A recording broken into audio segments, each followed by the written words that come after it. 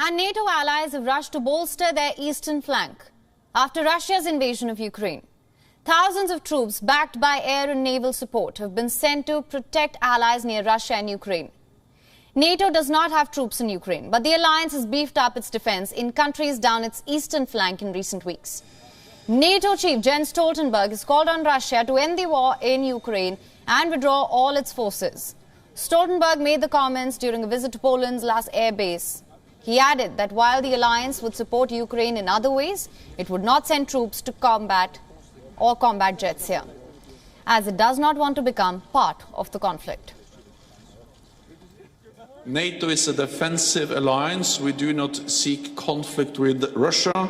Russia must immediately stop the war, pull out all its forces from Ukraine, and engage in good faith in diplomatic efforts. The world stands with Ukraine in calling for peace. Now, NATO has for the first time activated its Rapid Response Force.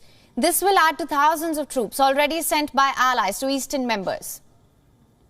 As the North Atlantic Treaty Organization bolsters its forces and capabilities in Europe, troops from the United States arrived at Nuremberg International Airport in Germany.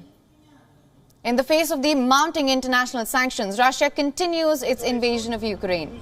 Troops from the 27th Battalion left for Romania. French troops arrived in Romania as NATO is reinforcing its presence here in the region after Russia invaded Ukraine. In response to the invasion of Ukraine by Russia, daily rotations have now been carried out by the French Army's Rafales at France's Mont-de-Marsan air base.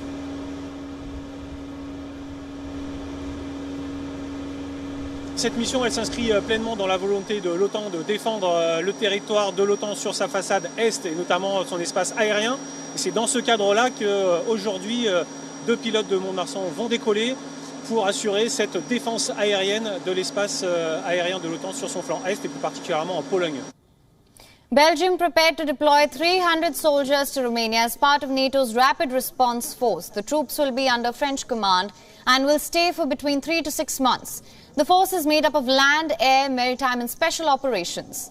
Russia has launched airstrikes against civilian targets. The alliance has faced calls to help impose a no-fly zone over Ukraine. But NATO has rejected that idea, arguing that it could drag the alliance and that could turn into a nuclear conflict with Moscow. NATO foreign ministers will also hold emergency talks in Brussels on Friday over Russia's invasion of Ukraine. WION is now available in your country. Download the app now. Get all the news on the move.